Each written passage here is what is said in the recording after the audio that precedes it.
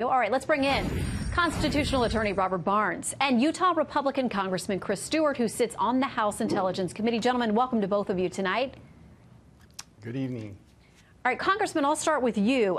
You heard the back and forth there, obviously, from the chairman, Nunes, saying we come to find out there is no original intelligence that led to this kicking off. And obviously the ranking member there, Congressman Adam Schiff, saying the Republicans will do anything to discredit our agencies and try to distract from the ongoing investigation. Oh, it's just silliness what Mr. Schiff said. He said there's a growing body of evidence. I would ask, what world is he living on? The foundation of this has been dissolving for 8 or 10 months now. And here's the thing. For more than a year, we've heard collusion, and then there's virtually no evidence of that. And so it's a fair question to go back to the FBI and DOJ. Well, if there's no evidence of collusion, on what basis did you begin this investigation? What evidence did you have that did cause you concern? We've been trying to find that out for months and months. They stonewalled us. They, again, by the way, on another subject again. And now finally they provided for us, and we learned what we suspected from the beginning. They had no official American intelligence that led them to believe there was anything here to investigate. That's a meaningful thing for the American people to know, and I don't know why Mr. Schiff would defend that type of behavior.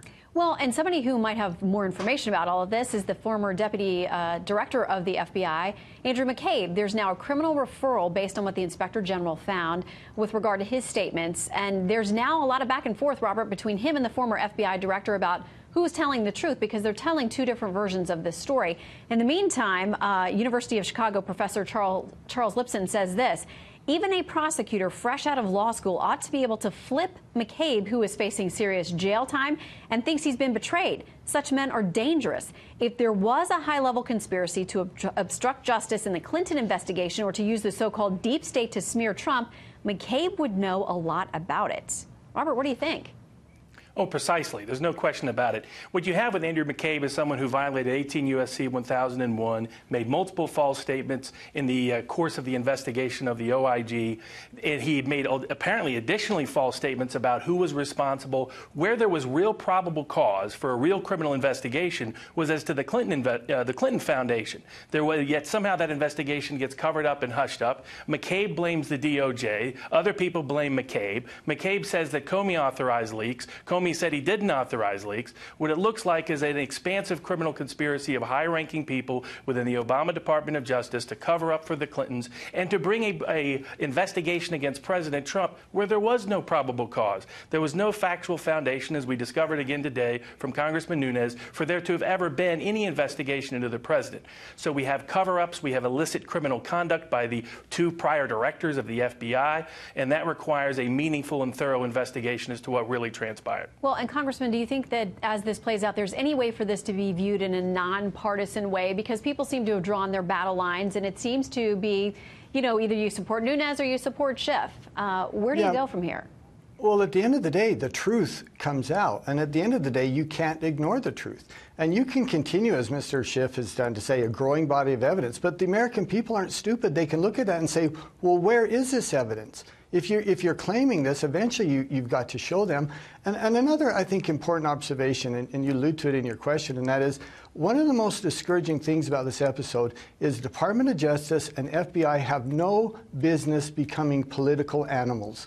And when they do, this is what we're going to see. We see them attack each other now. They're calling each other liars. They're defending themselves. If they didn't get involved in a political process and intervene where they shouldn't have, they wouldn't be in this situation. Well, and to that point, Robert, do you think quickly the Inspector General is now possibly looking into whether James Comey violated any handling of classified information with his memos, which we've now seen partially redacted, but where do you think we go from here?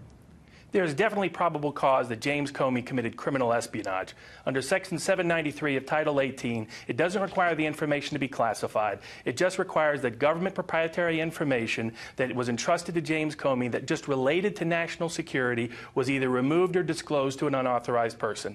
That is clearly the case because when James Comey classified those memos, he admitted and stipulated that those memos included national security information. So even a subsequent declassification would not remove remove him from criminal exposure under the Espionage Act. So I anticipate the Office of the Inspector General will, in fact, refer James Comey for charges for criminal espionage. Well, if both he and McCabe are facing those referrals, there could be a lot of discussion amongst the two about who goes next in working with authorities potentially to get to some kind of resolution in both of those cases.